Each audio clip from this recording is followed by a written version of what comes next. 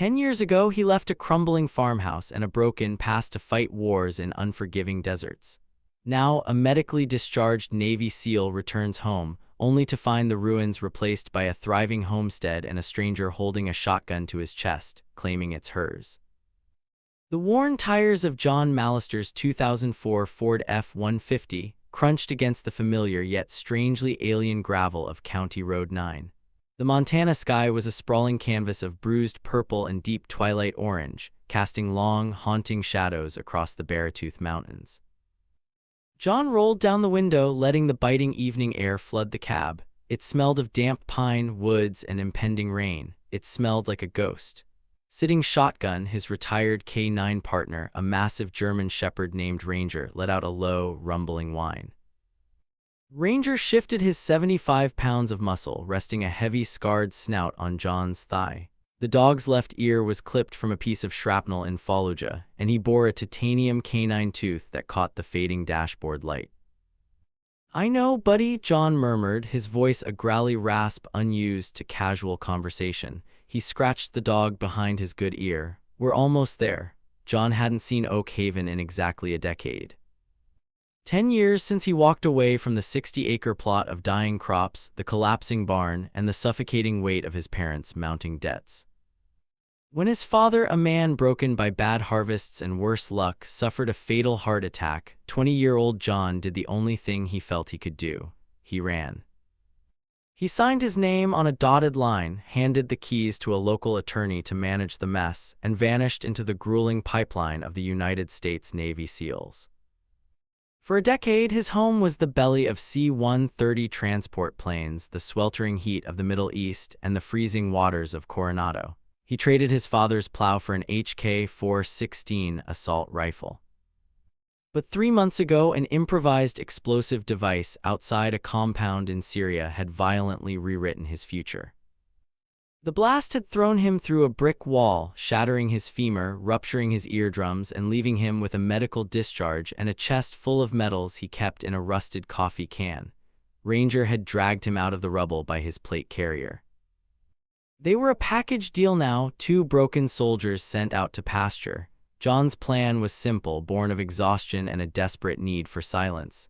He would return to the derelict Mallister farm. He expected the roof to be caved in. He expected the fields to be swallowed by knapweed and thistle. He had a military pension, a small payout, and enough carpentry skills to patch the leaks and live out his days in absolute undisturbed isolation. He downshifted as he approached the final bend, his muscles tensing, his right thigh throbbed, a dull, rhythmic ache that predicted the incoming storm better than any meteorologist. He rounded the corner, his eyes drifting toward where the rusted, leaning mailbox used to be. John slammed on the brakes. The truck skidded to a violent halt, sending up a cloud of pale dust.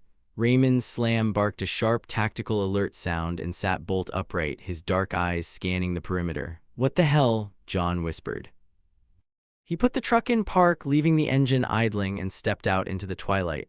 He didn't feel the pain in his leg. He didn't feel the cold. He only felt a profound, disorienting shock. The rusted mailbox was gone.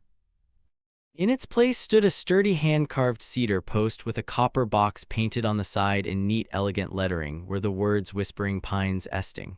But that was nothing compared to the property itself. The overgrown, dying fields John remembered were gone. In their place were perfectly manicured pastures fenced in by fresh, white timber. A herd of black Angus cattle grazed peacefully in the distance. The collapsing termite-hollowed barn had been entirely rebuilt, painted a deep, striking barn red with a new tin roof that gleamed under the first emerging stars. And then there was the farmhouse.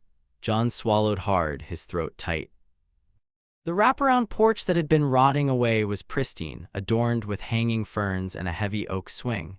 Warm yellow light spilled from the windows, illuminating the freshly painted white siding and forest green shutters. Smoke drifted lazily from the rebuilt stone chimney. It looked like a photograph from a country living magazine. It looked nothing like the graveyard of failures he had left behind. Did the attorney sell it? John's mind raced. No, he couldn't have. The deed is in a trust in my name. The military was paying the property taxes from my allotment, weren't they? Anger, swift and hot, began to replace the confusion. This was his land. It was the only thing he had left of his bloodline. He whistled sharply. Ranger leapt from the cab, landing silently on the gravel, immediately falling into a protective heel at Jay's left side. "Come on," John said, his voice dropping into the icy command register he used on deployments.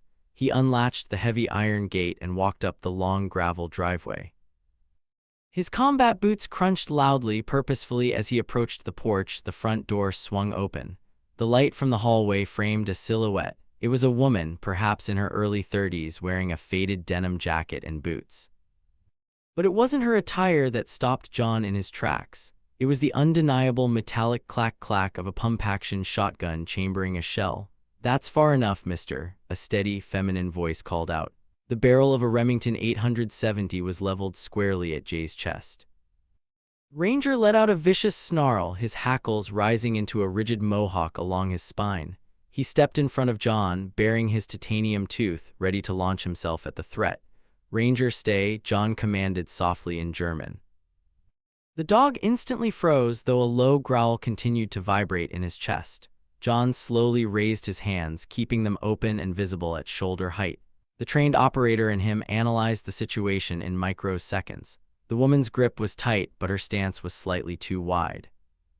She was frightened but determined. "Ma'am," John said, keeping his voice even and calm, "lower the weapon. My dog is highly trained, and if you twitch that barrel, he will tear your arm off before you can pull the trigger. I don't want anyone getting hurt."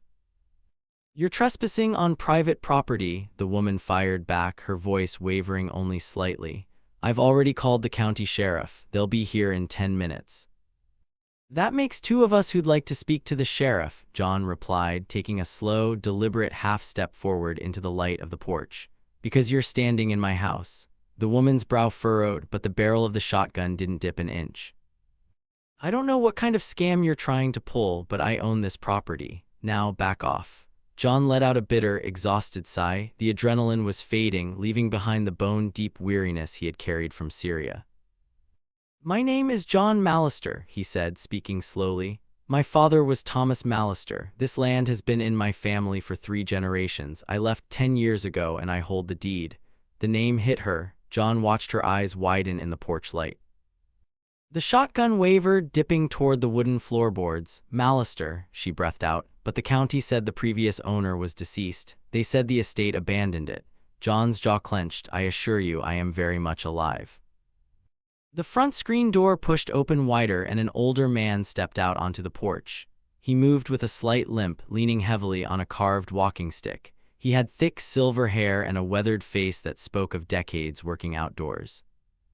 He wore a heavy flannel shirt and suspenders. "Put the gun down, Sarah," the older man said quietly. "He's telling the truth."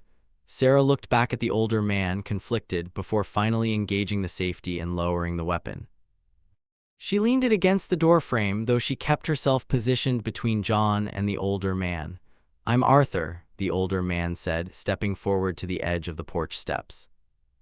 He looked down at John, his pale blue eyes studying the scarred face, the rigid posture, and the tactical service dog standing guard, Arthur Pendleton. "And this is my daughter, Sarah Jenkins. We didn't break into your home, son. We bought it." "That's impossible," John stated flatly.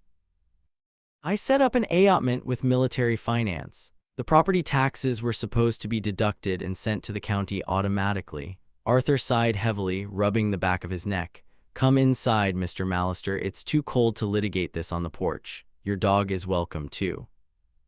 John hesitated. Every instinct screamed at him to clear the house, to treat this as a hostile occupation. But these weren't insurgents. It was a single mother and her aging father. "Ranger, fuss," he commanded. The dog moved to his side and the two walked up the steps. Stepping into the farmhouse was like walking into an alternate dimension. The layout was exactly as John remembered. The central staircase, the living room to the left, the kitchen in the back, but the peeling wallpaper was gone, replaced by warm rustic paint. The sagging floorboards had been ripped out and replaced with polished hickory. The smell of rot had been banished by the scent of cinnamon, roasting chicken, and pine saw. What stopped John cold, however, was the living room. Sitting near the fireplace was his mother's antique cherrywood rocking chair. It had been broken, missing a runner, gathering dust in a corner when he left. Now it was flawlessly restored, a hand-knit blanket draped over its back. Sarah saw him staring at it. "I found it in the barn," she said softly, her defensive posture softening into an awkward guilt. "It was too beautiful to throw away. My dad fixed the runner." "Who gave you the right to touch my things?" John snapped. The pain of seeing his mother's chair causing a flare of defensive anger. "The state of Montana," Sarah replied, her own spine stiffening. She walked over to a heavy oak desk in the corner, opened a drawer, and pulled out a thick manila folder. She tossed it onto the coffee table. 3 years ago, a county tax deed sale. The property was seized due to 7 years of unpaid taxes. It went to a public auction. Dad and I used my late husband's life insurance money to buy it. We poured every dime we had into restoring this place. Legally, Mr. Mallister, this is our home." John walked over to the table and flipped the folder open. He scanned the official county seals, the signatures, the dates. His chest tightened. It was a legitimate tax deed.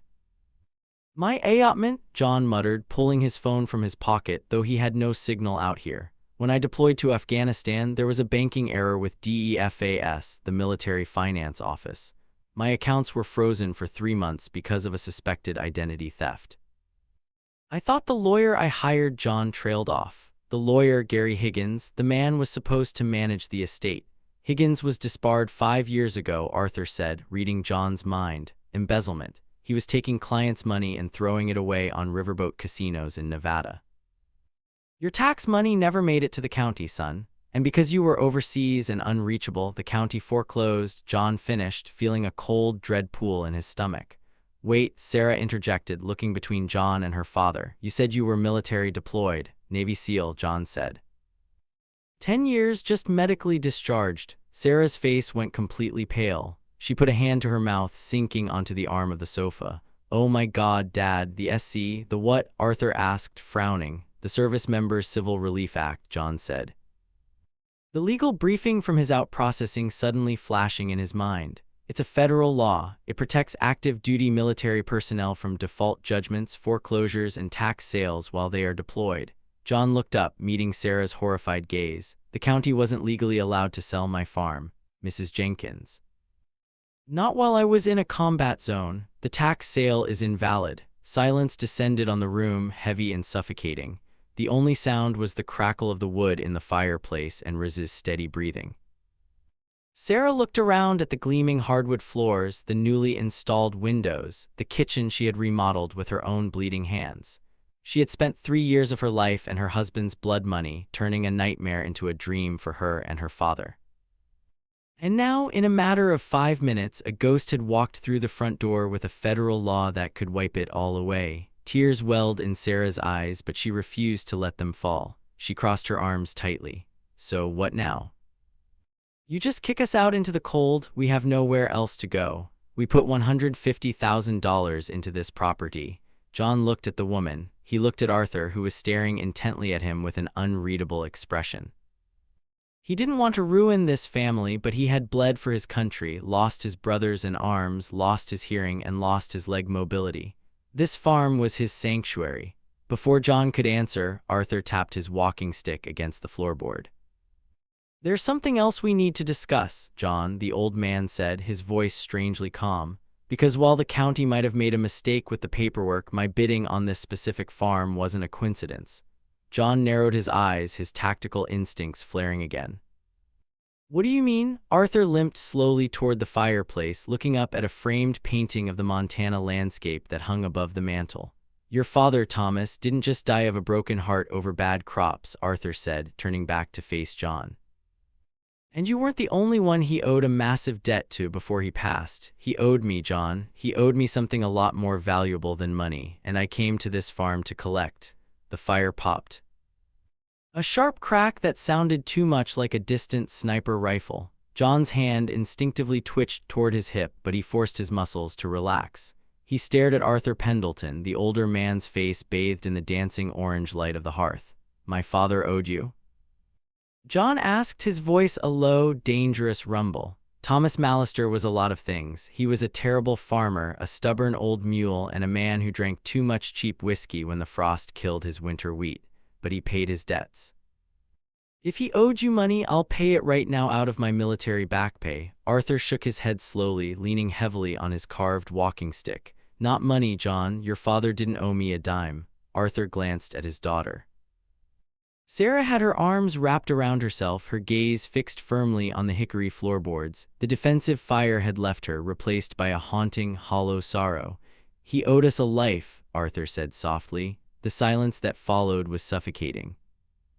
Ranger let out a soft whine, pressing his heavy side against John's good leg. The dog could smell the cortisol, the sudden spike of adrenaline and stress radiating from his handler. "Speak plainly, Mr. Pendleton," John said, his tactical composure beginning to fracture. Arthur walked over to the leather armchair and lowered himself into it with a stifled groan. "It was October 2013, he began, staring into the flames. "Just a few months before you enlisted and left Oak Haven. We were running a small family-owned outfit back then, Pendleton and Sons Excavation. My son-in-law, Michael, was my lead foreman. He was married to Sarah." John shifted his gaze to Sarah. She was twisting a silver band on her right hand. "We had an unseasonably warm autumn followed by a freak torrential freeze," Arthur continued. "The soil turned to concrete and the county irrigation canals backed up. Your father's lower 60 acres were flooding. If he didn't dig a trench and divert the water, he was going to lose his entire livelihood in a matter of days." "I remember that freeze," John murmured. "I was in Billings trying to secure a loan for him at First Interstate Bank. They denied it." "Exactly," Arthur said. "Thomas was desperate, panicked. He called me begging for help, but my crew was contracted out in Bozeman.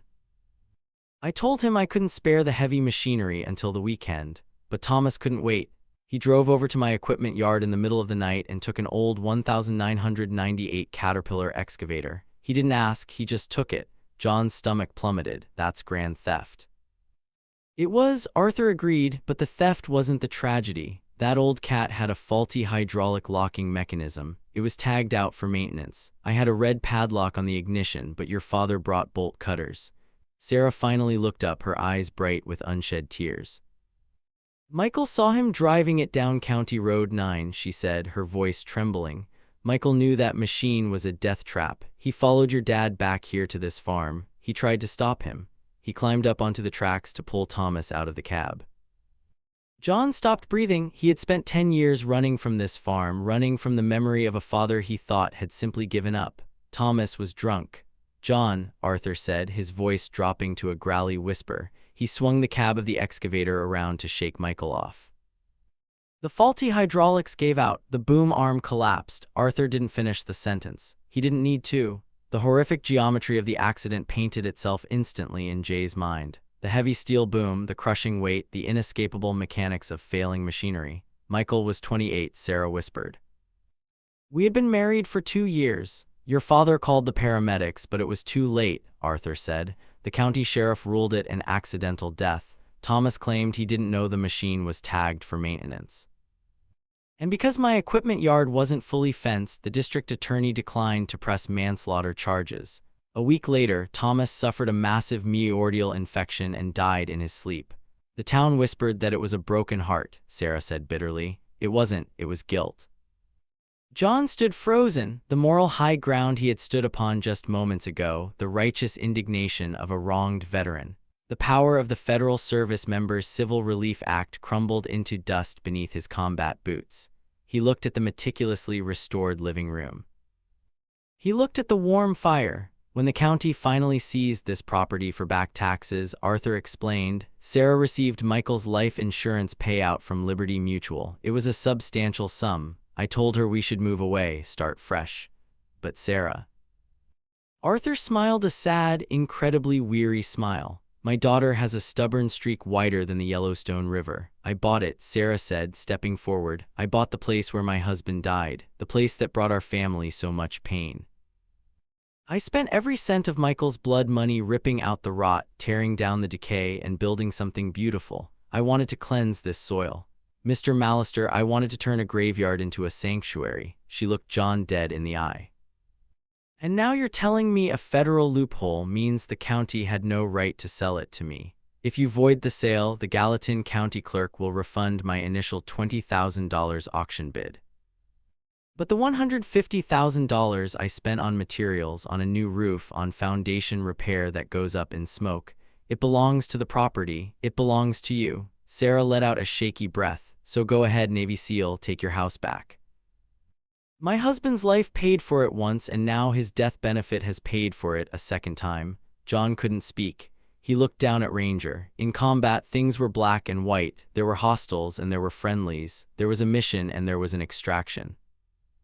But here, in the middle of Montana, the lines were irrevocably blurred. He was the legal owner of a fortress built on the bones of this family's tragedy. "I need some air," John choked out. He didn't wait for a response. He turned on his heel and walked out the front door, the screen slamming shut behind him. Ranger was right on his heels. John walked out to the freshly painted barn, sinking down onto a stack of hay bales. The cold night air bit at his face, but it did nothing to cool the burning shame in his chest. He buried his face in his rough hands, the silence of the farm pressing down on him.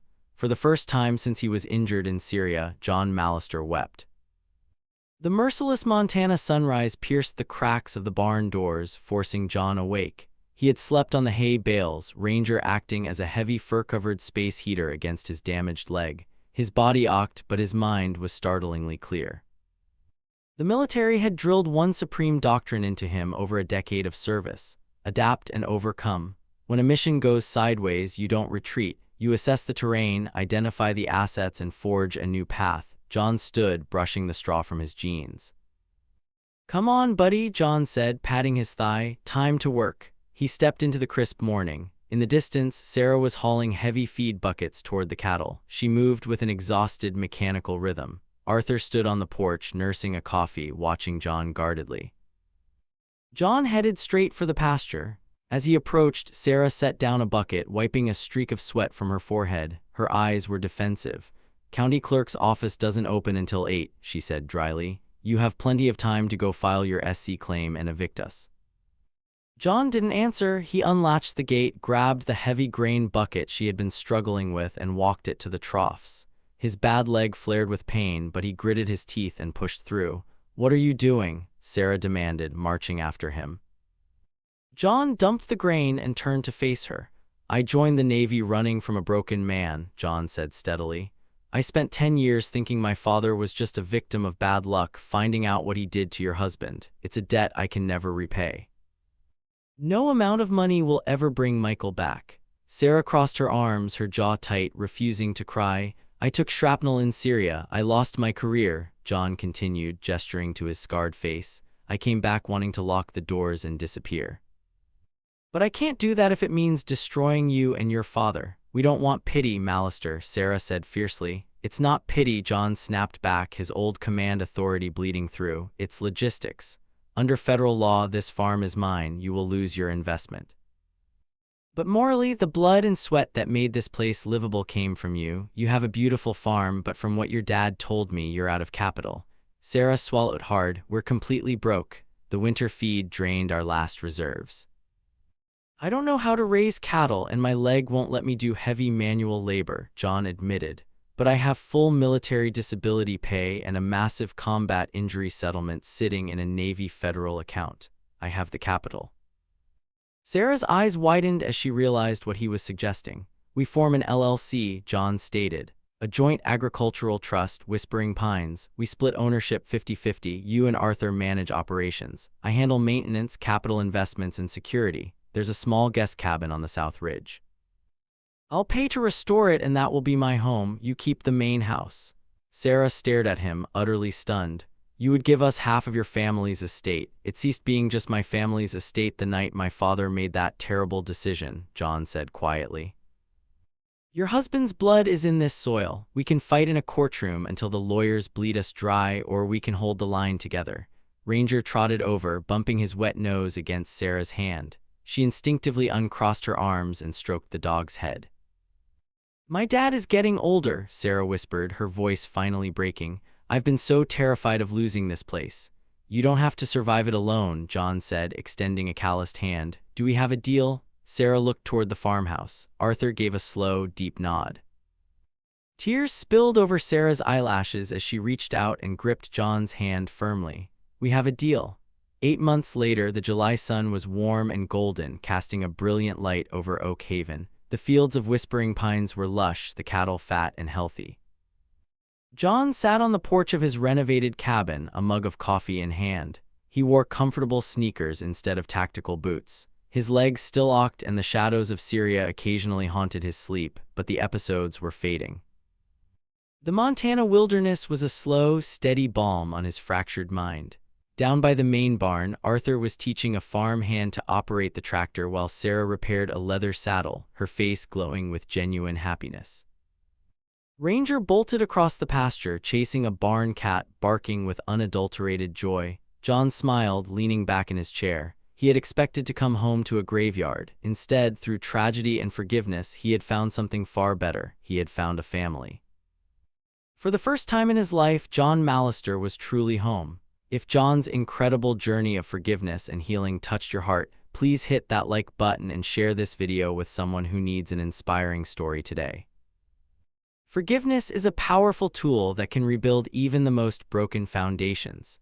Don't forget to subscribe to our channel and click the notification bell so you never miss out on more real-life stories of redemption, honor, and hope.